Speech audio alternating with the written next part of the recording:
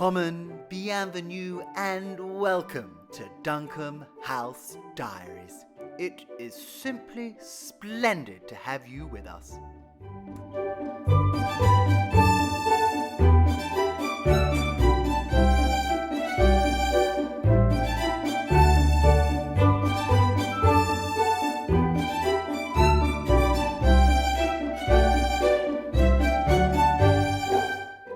Duncombe House was built over 200 years ago, originally to house the estate manager of the 9,000-acre Callich Abbey estate, which in one form or another has seen occupation since the 1100s. Our little slice of heaven is nestled in the heart of the English countryside, tucked neatly on the side of the majestic Dove Valley. Boasting 4 bedrooms and 3 fudging fiddlesticks! Well, that's the drone gone then. Jazzy's family actually already own the delightful Butler's Cottage, which is just a stone's throw away from Duncombe House at the end of the drive. So it's no exaggeration at all to say that we have literally spent years driving back and forth past Duncombe House, slowly but surely falling head over heels in love with this captivating little money pit. Eventually, in the April of the year of our Lord 2024, our relentless and, no doubt for the vendors, terribly irritating campaign of acquisition finally came to fruition, and we received the flowerpot full of keys to our very own piece of English history. Allow me to take this opportunity to quickly extend my deepest of gratitudes to the previous owners of Duncombe House. I promise you the old girl is in safe hands. Now there really is only one tiny little snag. Duncombe House and her outbuildings are well on their way to total dereliction. Having been empty for some years and suffering 2 positively biblical floods, the entire place is in need of a significant dose of TLC. Fortunately, however, Duncombe House happens to be in luck, because Jazzy and I are a pair of particularly hapless, blindly romantic and eternally optimistic nincompoops. It simply never crossed our minds during all of those years of aforementioned yearning that taking on the renovation of not 1, not 2, not 3, not 4, but 5 decrepit and flood-damaged buildings with no electricity or heating would be anything other than a totally fantastic idea. Oh, and I almost forgot to mention, all these mysterious buildings are absolutely jam-packed full of priceless historical treasures, representing some 200 years' worth of what we might today politely refer to as hoarding. There are so many invaluable artifacts, in fact, that we've procured a shipping container to act as our temporary Aladdin's cave. In reality, we've only just started to scratch the surface, but we've already found all manner of madness at Duncombe House. We have 3 pianos, some in better condition than others. We found this boxless box of nails, which was terribly exciting.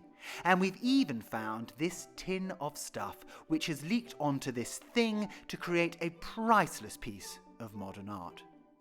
We're finding so many interesting bits and bobs, in fact, that every single Tuesday, over on our Instagram, we select another piece of the Duncombe House collection and have a look at it in delicious detail. We call it Treasure Tuesday, but you can call it such fun. Now, in addition to all this renovation, restoration and rejuvenation at the main buildings, we also have plenty to please all you green-fingered horticulturalists. Duncombe House has a delightful little cottage garden, which we have absolutely not a Scooby-Doo how to look after. Now, I personally think that the highlight of the garden is this incredible Cirsium japonicum, but most visitors seem to vote for this delightful Victorian greenhouse. Fun fact, there actually used to be 2 greenhouses at Duncombe House, but at some point in the past some silly sausage decided to take one down. Luckily, however, we still have this terribly lovely example for us to grow all of our weeds in. The garden and grounds at Duncombe House really are full of some particularly peculiar items. This little red brick bothy, hidden away behind the greenhouse, would have originally been the realm of the gardener, and once housed a wood-fired boiler that would have kept all of the delicious fruits and vegetables warm during those bitter pre-global warming winters that our grandparents always talk of. We also found these terrifying-looking gargoyles underneath this yew bush, which one presumes were saved from Calais Abbey itself when it was demolished in the 1920s and shipped piece by piece to the Americas. In addition, we have Clive, who is our eternally positive and smiling ent, and this little playstone, which was laid by Lady Florence Duncombe herself in 1896. Now, you will have to excuse me. I know that the done thing to do on platforms like these is to witter on about how terribly challenging it can be to renovate old homes, but if I'm being perfectly honest, the last 6 months have been an absolute hoot. Now, don't get me wrong. No one in their right mind would wish for mushrooms to be growing out of one's ceiling, but there is simply no two ways about it. We are extraordinarily privileged to even have the opportunity to spend every single penny we own on this beautiful property. Hand on heart, Jazzy, Quincy and I would be more than happy shutting ourselves away from the world and living blissfully unaware in our Enid Blyton countryside bubble. However, the fact that we get to share this incredible journey, and that for some reason people seem to find it vaguely interesting, is immensely sustaining. If you had told me back in January that I would be sat here right now chatting to all you lovely people on the YouTube, I would have respectfully laughed in your face. I actually managed to start my year by catching a little bit of testicular cancer. I know, what a silly Billy.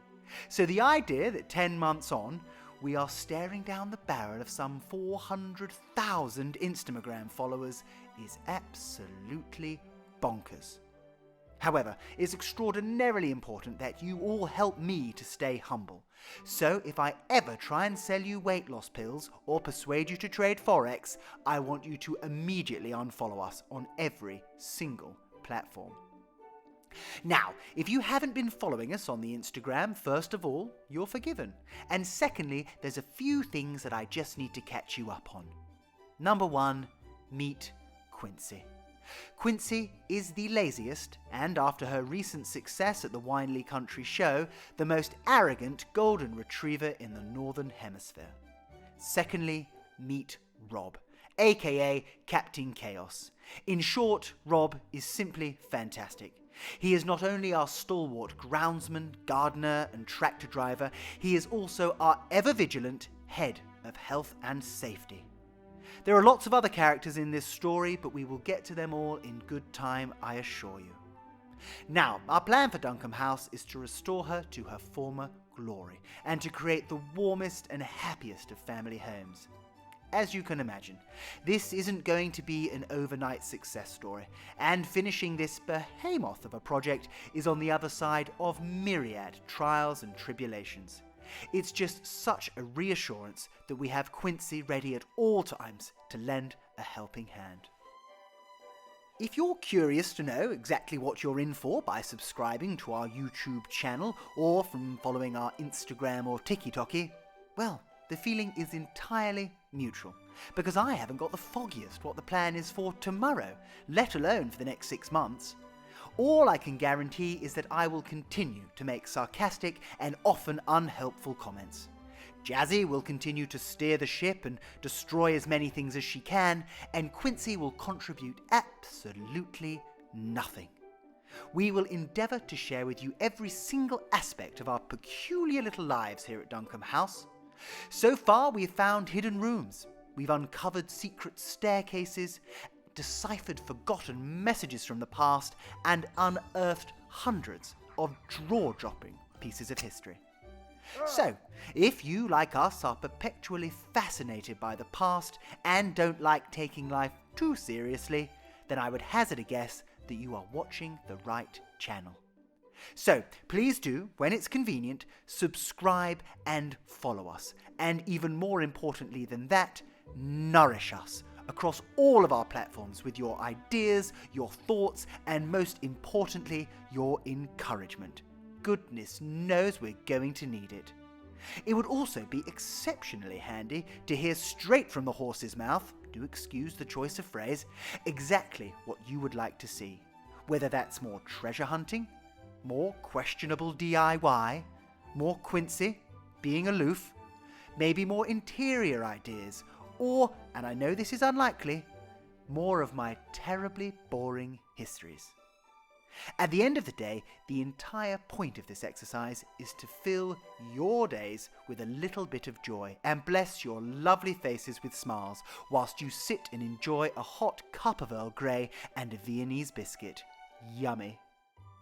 Well, it's time to say cheerio from Quincy, cheerio from us, and 1,000 thank yous to you. Ladies and gentlemen, TTFN.